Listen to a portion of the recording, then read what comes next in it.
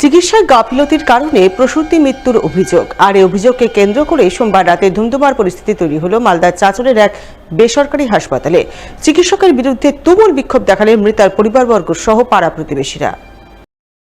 জানা গেছে, মৃত প্রসূতির নাম দীপিকা দাস, বয়স 23 বছর, বাড়ি চাঁচল থানার কলিগ্রাম দক্ষিণ পাড়ায়। ওই প্রসূতিকে দিন কয়েক আগে তার পরিবারবর্গ প্রসব যন্ত্রণার কারণে চাঁচল সুপার স্পেশালিটি হাসপাতাল লাগোয়া এক বেসরকারি হাসপাতালে ভর্তি করেন।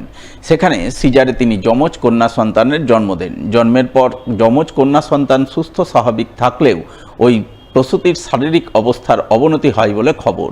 তাই চিকিৎসক তাকে অন্যত্র রেফার করেন। এরপর পরিবারবর্গ ওই প্রসূতিকে কলকাতার পিজি হাসপাতালে নিয়ে যান এবং সেখানেই রবিবার রাতে তার মৃত্যু হয় বলে খবর।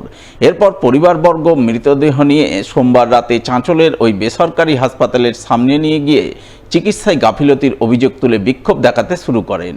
বিক্ষোভকারীরা বেসরকারি হাসপাতালের কোলাপসেবল গেট ধরে ধাক্কাধাক্কি করে গেট ভাঙার চেষ্টা করেন।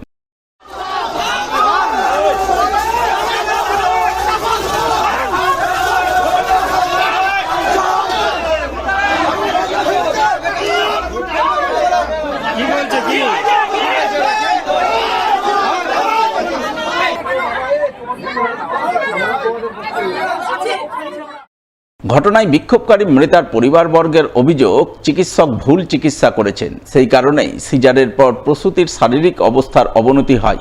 এতটাই অবনতি হয় যে তাকে কলকাতা নিয়ে গিয়েও বাঁচানো সম্ভবপর হয়নি। তাই তারা চিকিৎসকের শাস্তির দাবিতে বিক্ষোভ দেখাচ্ছেন। যখন পেশেন্টটাকে প্রথম থেকেই দেখানো হয় অনির্বাণকে, বুঝতে পারলেন তো, প্রথম থেকেই দেখেছে, দেখানোর পর যখন ও সুস্থ দেখেছে, কিন্তু 10 মাসেও যখন ওকে করা হয়, ছবি করা হয়েছে, আল্ট্রাসাউন্ড করা হয়েছে, তখনও কিন্তু বলেছে যে পেশেন্ট সুস্থ আছে, বাচ্চাও সুস্থ আছে। তারপরে উনি কিভাবে সিজার করলেন যে পেশেন্ট মারা গেল। সিজার কবে হয়? শনিবারই হয়েছে। শনিবার হয়েছে। তারপর আজকে কি হলো? আজকে পেশেন্ট কলকাতার রেফার করেছিল, আরজিকরে পাঠানো হয়েছিল। আরজিকরে ডাক্তার বলেছেন যে রং ট্রিটমেন্টে মারা গেছে। যদিও রোগীর পরিবারবর্গের অভিযোগ অস্বীকার করেছেন চিকিৎসক অনির্বাণ রায়। তার বক্তব্য, চিকিৎসায় কোনো গাফিলতি হয়নি, তার বিরুদ্ধে মিথ্যা অভিযোগ তোলা হচ্ছে।